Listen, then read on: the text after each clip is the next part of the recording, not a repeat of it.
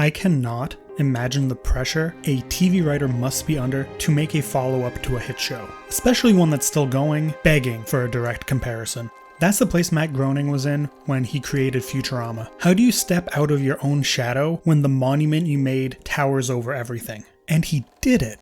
I cannot stress how huge a deal it is that Futurama is as great as it is. Matt and his team literally made lightning strike twice. Last year, I made a video spanning the entire run of The Simpsons, and I knew at some point I'd want to do it again with one of the other great adult animated comedies, and it just seemed fitting, thematically, to make Futurama the next one I do. It helps that it has a new season coming out, but I digress. Let's do this. Alright internet, when I made the Simpsons video last year, I looked at the highest rated episode of each season, but it didn't feel right to replicate that here. Futurama has had significantly less seasons, so to balance out the sample size a bit, I decided to do the highest and lowest rated of each season. That way, we get to look at the series not only at its best, but at its worst, so we can get closer to a wide view of the series without having to go over every episode one by one. Also, I picked the highest and lowest from IMDb at the time of prep, because I want to reflect the people over critics, and I won't be disclosing what episode was what to keep the commentary from feeling partial to one or the other. Okay, so with all of that housekeeping out of the way, we can get into discussing the episodes themselves, starting with Season 1. Space Pilot 3000 is an excellent first episode, filled with great jokes, and quickly and clearly sets up the premise with plenty of room to grow. It really has a good sense of the characters right from the get-go. It sets up Fry's unlucky stupidity and general nice guy vibe in its opening moments so well. Leela also has a decent amount of personality here,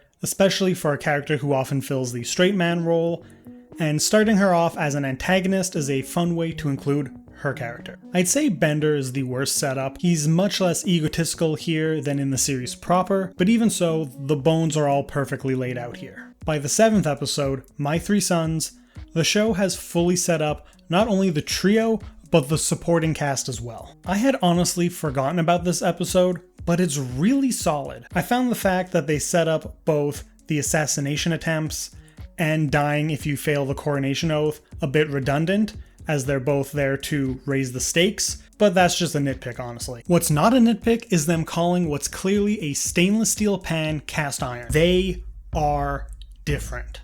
Overall great episode though. I love the Last King living in Fry. It's a great way to ramp up tension leading into Act 3 and is wholly sci-fi.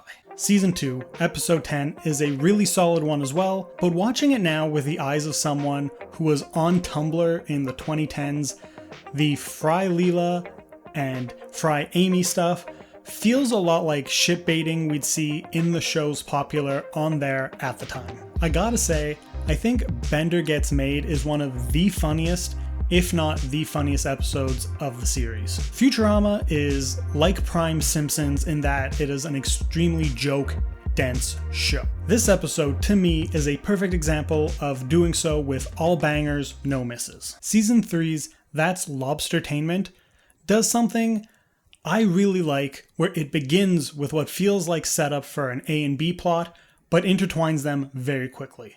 By that I mean by doing it early on like this episode did. Bender and Zoidberg seem to each have their own story that join up before the first act's even done. Different than having two separate storylines that climax in a scene together near the end. I enjoy those too, but what this episode does is a little less common, and I liked it. It also had some great jokes. I really enjoyed Silent Holograms. I know it's just a throwback to silent films, but I think it lands really well. And this brings us to the luck of the Frylish. Steven! Oh, I'm so unlucky. I've run over black cats that were luckier than me. I'm so sorry. The original tearjerker. I think this episode is a pivotal one because it shows how deeply they can make their stories resonate. Now, this shouldn't be surprising if you've seen The Simpsons, and I won't be comparing the two shows much in this video, but I think it's worth it here. Early in The Simpsons, the show was more grounded and heartfelt. As it went on, it grew a lot sillier, and the golden age of the show worked so well because it perfectly balanced the two aspects as the individual stories need. Futurama, on the other hand, began a lot more on the sillier side and built out the deeper emotional core as it went. Because of that, this episode feels different. When it hits you harder because it has an almost slower build up to it. Also, I cannot stress enough the precision of the script. The episode uses a flashback narrative to both set up jokes, but also to help us get to that emotional climax, and it really shows off how that kind of structure should be done. It's brilliant work, honestly.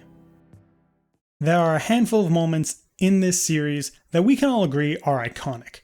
The last episode is one, and Fry becoming his own grandfather is definitely one as well. Season 4's first episode, from the absurd setup to the Zoidberg plotline and the fantastic jokes, everything surrounding that moment is just great to watch. Here's my favorite joke from the whole episode, if not the entire show. Stomach contents, 1 deviled egg. Deviled egg? The same deviled egg. A Leela of Her Own is an episode I saw a hell of a lot when watching reruns growing up, and I was really excited to visit it here. I will say, I was a bit disappointed as it did not live up to my memory. That said, it is a solid episode, and I just think that the start of the episode, when it was more focused on the pizza place, was gold. I just remember the latter half hitting harder as well, which is too bad, but what can you do? Alright, who wants to get sad again? Jurassic Park is absolutely the most powerful episode of the series. There's a beauty to the episode. It really digs into the bond a person can have with their pet. And watching these episodes, I really saw how it goes hand in hand with the Clover episode, as they are not only both tearjerkers, but both use the same flashback structure to get there. The follow-up episode that season was the actual follow-up episode, the very silly Root of All Evil. The episode is solid and gives some really great play to the young characters while still letting them be kids while running a business. Also, I love that Leela, who's often the voice of reason, is still a funny, trashy character like Fry and Bender. A great straight man character isn't just a wet blanket, and Leela is a quintessential example of how to do that well. If you disagree with that, I am sorry, you are just wrong. So, that brings us to the end of the original run of the show. Now, if you aren't familiar, the 6th season is 4 movies, each broken down into 4 episodes. I wasn't sure how I wanted to do the highest and lowest here. Do I do single episodes from different stories, or do I average them out and do the highest and lowest films? So I watched all 4. Oops. That's so stupid. I will say, I liked all of these, but we are going to begin with Bender's Game, my least favorite. Not that it's bad, it has some excellent stuff in it, I just don't feel as drawn to it as the others. While the other films use outlandish sci-fi premises to tell stories that are relatable, this one uses it to do Dungeons & Dragons, and Gravity Falls did that better. Look, I like D&D and this episode, but it does feel to me like they wanted to make a fantasy story and worked back from there. Inversely, I think the best of these is the similarly titled Bender's Big Score. This one, as I'm sure most people will agree, is great. It perfectly uses the longer format of the multi-parters, allowing plenty of room for subplots to build on the main premise while still staying on theme. The last 2 episodes follow that Futurama formula of pulling at our heartstrings by bouncing between past and present, and it does still work here in its own way. They just get this structure. They understand it so well. Also, Coolio is Kwanzaa-bot. The other two films I think are on the same level as each other. While neither hit the emotional level of Big Score, they both deliver great concepts with tons of awesome jokes. They also deliver that deeper storytelling than you can get from regular episodes, and really makes me think that they could do another season like this, and I would eat it up. Honestly, more television like this in general should take on this concept. Both The Simpsons and Bob's Burgers have done theatrical films that, in their own way, tell bigger, more impressive stories than the series proper. And while these multi-parters don't hit that level the same way as those, I assume because of budgets, but match, if not top, them in story depth. And with that, we can move on to the revival seasons. The Late Philip J. Fry is an excellent play on the time machine trope. It's another episode showing off how Futurama excels at using classic sci-fi tropes and concepts, twisting them both for laughs and for really solid emotional beats. Season 7's 13th episode follows a similar structure to a Treehouse of Horror or other less referenceable shows, where each act is its own separate short. But, no pun intended, it falls short, as these holiday themes, in particular Robot Santa, feel like a retread of prior episodes. The best part was the recurring Gutterson's Nuts gag. It's a running joke that I think they really balanced nicely. They hit it a few times, but they didn't keep coming back to it. But now, I have some bad news. Futurama is copaganda now. Law and Oracle combines parodies of Police Academy and Minority Report. It is a great concept, though I wish they did go a little harder on the cops. I also like that they portray Fry as the linchpin of the group, something that makes sense as he is the protagonist of the series. And also, I just gotta say, calling the third act MacGuffin the Maltese liquor is an A+ joke. Absolutely fantastic. Something about Fry and the Eggman, maybe the inclusion of Fishy Joe's again, makes it feel like a spiritual sequel to the Poplars episode.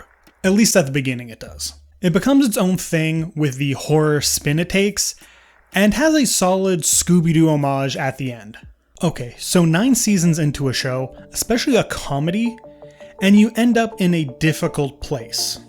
Because on one hand, your characters are so defined that it almost becomes easy to figure out what they would do. But on the flip side of that, or the other hand, if we want to keep our metaphors in line, it can become easy for you to end up in a rut, repeating similar beats. Episode 6 of this season is a great example of it done right. We take Fry's soda addiction from season 2, or his coffee addiction from a later season, and make it a minor plotline in this, just to play it to an absurd new high for the final gag. They also use our familiarity with story in the main plot. They compress Bender's enemies to lover story down to like 3 scenes, and his bonding with his son, while less compressed, still moves at a brisk clip. They tell this reluctant to caring father storyline so quick that it plays like a parody, but it still lands the warm fuzzies because we care about these characters. Then you have the episode The Butter Junk Effects that plays with weird concepts. They ask the question, what would roller derby in a sci-fi future look like? And it answers it with butterflies. That kind of weirdo thing impresses me. The butterfly theming of the episode works so well because it's an incredibly well thought out piece.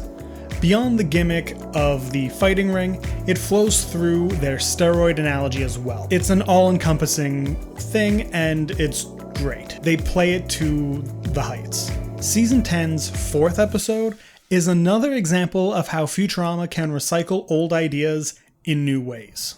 They took Bender's musical aspirations, paired it with the sci-fi version of a 3D printer, and found a way to make it work. This episode may not be as iconic as the first, but this one still really does work. Finally, we're at the last episode of this run, and I'm glad it's the finale. Meanwhile, the series is no stranger to playing with time. It's a genre staple. The Frozen in Time story is a hook used quite a few years ago in a Simpsons Treehouse of Horror segment, but the way it's done here, in my opinion, works better.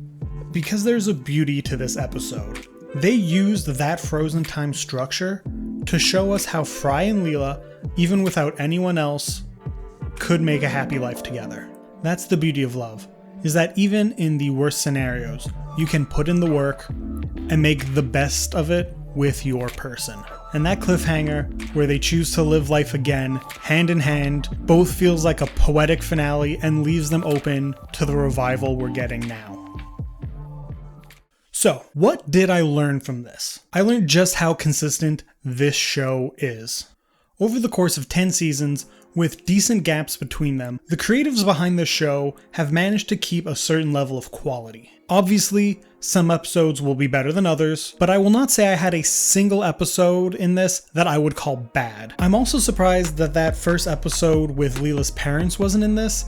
I think it's a top tier one myself, but I did notice that a lot of these stories skewed to Fry and Bender. I haven't seen the trailer for the new season, but the first episode will be out by the time this video is done, and I hope it will be up to the standards that the series has set. Every return that Futurama has had feels like it's done out of passion. Done not just to try and make more money off the IP, but for the love of the world and the characters, and because they want to keep making what they love for the people who love it. But we'll have to wait and see to see if that's all true.